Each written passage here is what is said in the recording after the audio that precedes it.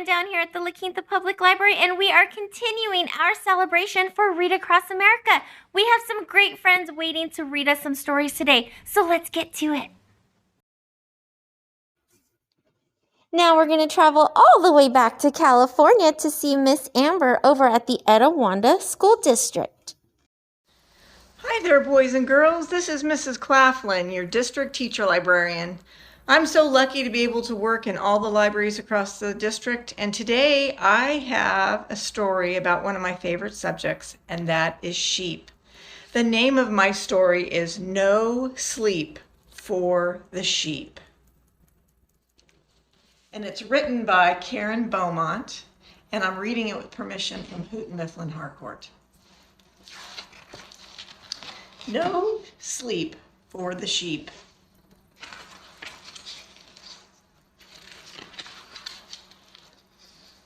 In the big red barn on the farm, in the big red barn on the farm, a sheep fell asleep in the big red barn, on the farm.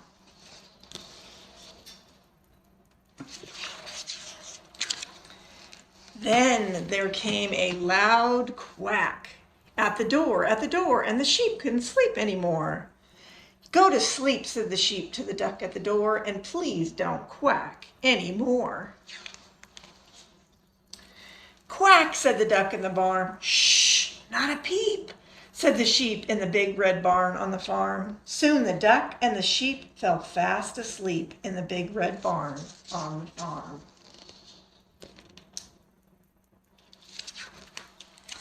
Then there came a loud baa at the door, and the sheep couldn't sleep anymore.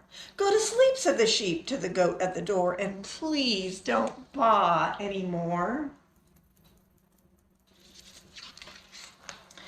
Baa, said the goat in the barn. Shh, not a peep, go to sleep, said the sheep in the big red barn on the farm. Soon the goat and the sheep fell fast asleep in the big red barn on the farm.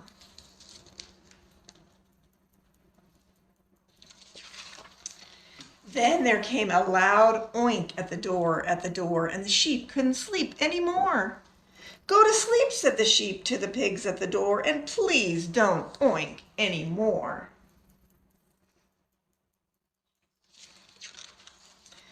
Oink, said the pig to the barn. Shh, not a peep, go to sleep, said the sheep in the big red barn on the farm.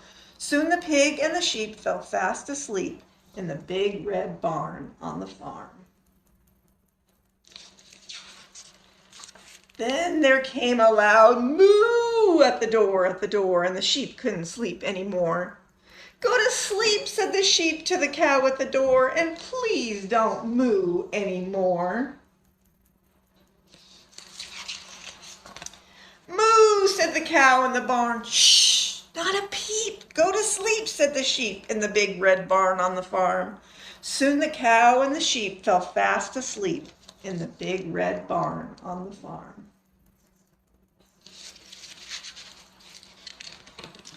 Then there came a loud neigh at the door, and the sheep couldn't sleep anymore. Go to sleep, said the sheep to the horse at the door, and please don't neigh anymore.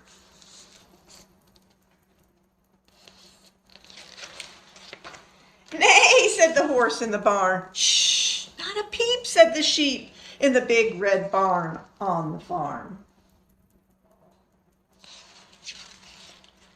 Soon the horse and the sheep fell fast asleep in the big red barn on the farm. In the deep, deep sleep in the big red barn, on the farm. Then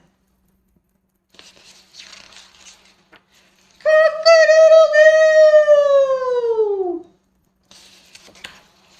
Wake up, all of you. Hey, sheep, that means you too.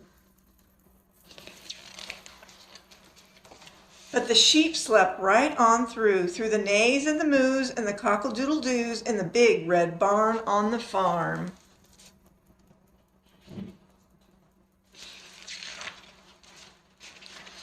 Looks like that sheep is still asleep.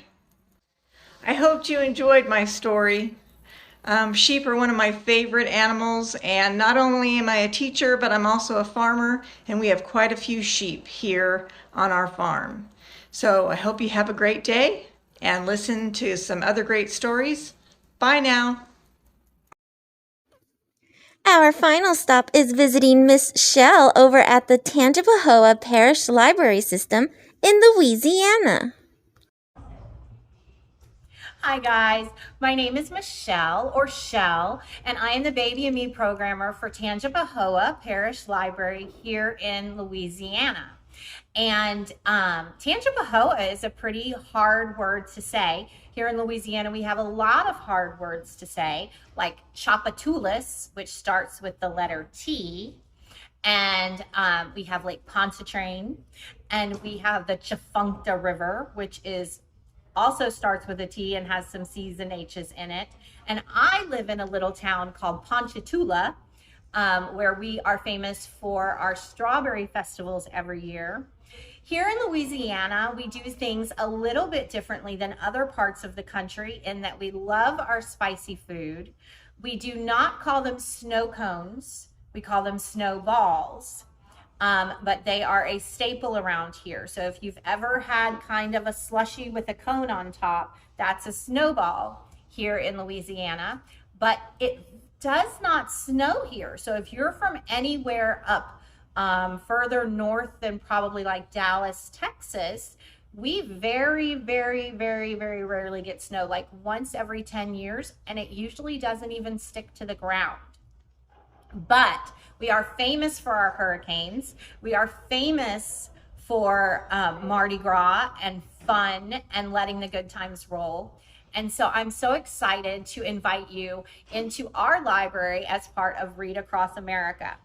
So for our story times here, I always start with a color and a shape, and we do the sign language for those, and then we'll read a story. So our color this month is the color gray, and we've had hippopotamuses and we've had elephants, and we've been reading Sandra Boynton. And so there's a mouse and a wolf and a whale and an owl, and those are all gray. And to do the word gray in sign language, you hold your hands like this with your fingers spread all the way apart, and you just kind of stir at your chest like this, and that's gray. Okay? And then our shape for the month is a triangle. And the reason it's called a triangle is because the letters tri, T-R-I, mean 3. And it has 1, 2, 3 points and 1, 2, 3 sides. And if you want to do triangle in sign language, then you take your fingers and your pointer fingers. So here's your thumbs and here's your taller fingers. Put your pointer fingers up and you just trace out the triangle shape. And that's how you do it in sign language. So that's pretty fun. So because this month for us, we are doing Sandra Boynton, who is my favorite toddler author, I decided to read you my boy's favorite Sandra Boynton book of all time. She is one of my favorite authors for toddlers. She does all her own writing, all her own artwork, and has been writing a really long time. So she has dozens and dozens of books out there, but this was my boys, who are 22 and 16, very favorite one. And it's called Dinosaurs Binkit, and we're reading it with permission of Simon and Schuster. Dinosaur, oh dinosaur, stop tromping all around. The silver moon is rising. It's time to settle down. Where's my Binkit? What's a Binkit? Dinosaur, oh dinosaur, you have to go to bed. You should be getting ready. Did you hear what I said? Let me hold this a different way. I want my Binkit. Dinosaur, oh dinosaur, you fuss and fret and yawn. It's time to brush your dino teeth and put your PJs on.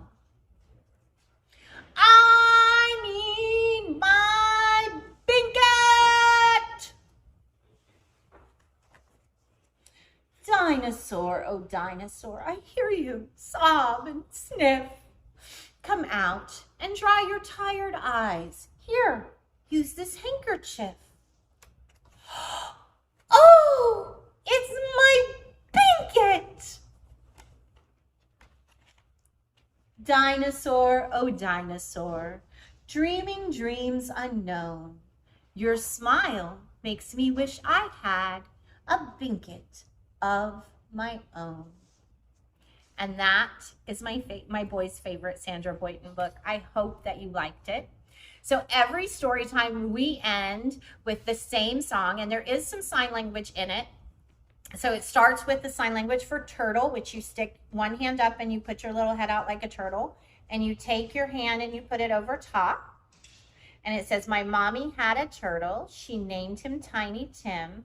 She put him in the bathtub. And then we do the sign language for swim. He drank, which this is how we drink, up all the water, which is 3 fingers and you touch your chin, water.